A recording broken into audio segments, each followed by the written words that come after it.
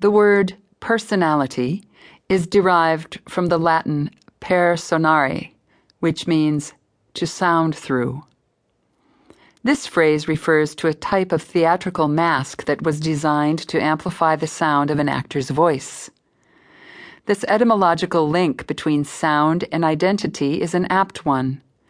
Our voices are a direct reflection of who we think we are, and sometimes who we wish we weren't. Your ego's job is to maintain a prescribed identity for you. It tells you, you're this kind of person, not that kind. It defines the boundaries between what's you and not you.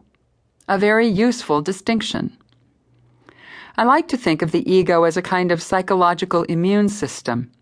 It identifies anything that runs counter to the story you tell about yourself and kills it off. If we constructed this ego in a reasonable and purposeful way, it would serve us quite well. The problem is, the stories we tell ourselves about who we are get cobbled together out of a random mishmash of personal history, unconscious fear, other people's expectations, and cultural conditioning. Many of the stories aren't the least bit true, and can even sabotage our deepest beliefs, values, and intentions. When you step beyond that cherished identity, in this case by using your voice in a new way, you'll likely feel a reflexive uh-oh from your ego. I see it in the eyes of my clients whenever they get close to their edges. They get uneasy. Sometimes they burst out laughing or start chatting about something completely unrelated to what we're doing. I have come to respect this part of the human psyche in myself and in my clients. It ensures that we stretch ourselves into new identities at a gradual and respectful pace. Cultivating your full voice demands that you walk a tightrope between the ego's defense of the status quo and your desire to more fully inhabit all of who you are. My assumption is that if you have the capacity to make a sound, you should make that sound. Your voice was not designed in error. You have all those sounds for good reason, even if you rarely use some of them. Your body is healthiest when it moves through its full range of motion. The same holds true for your voice.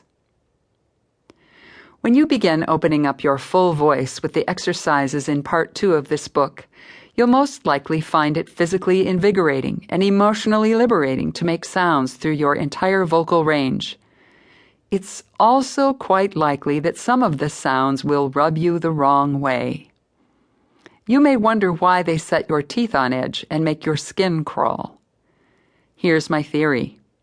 Those sounds you most dislike run directly counter to who you think you are.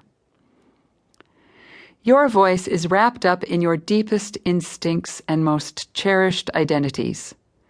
When you stir up the voice, you stir up all that other stuff as well.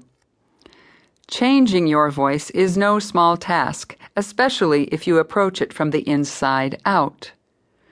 You can overlay a few techniques to improve the sound without risking much. However, it's an entirely different story when you shift where your voice comes from. Connect your voice more fully to your body. Invest it with your life breath, and risk being truly seen. That is profoundly brave work that offers rich rewards. Voicing the shadow. Even if you're a good person with good intent, opening to your full voice can open up what the Jungians call the shadow. These raw, wild, dark, and powerful aspects of your personality have many gifts to offer. They can also be a little scary. One of my clients, a healthcare executive, told me, "When I work with you, you invite me to be everything I'm not supposed to be. Primitive, fat, shrill, dramatic, silly, lusty, and loud. Then you give me a big smile and say, 'Good.'" My client let loose with a big belly laugh, delighted at the opportunity to so freely express her bad side.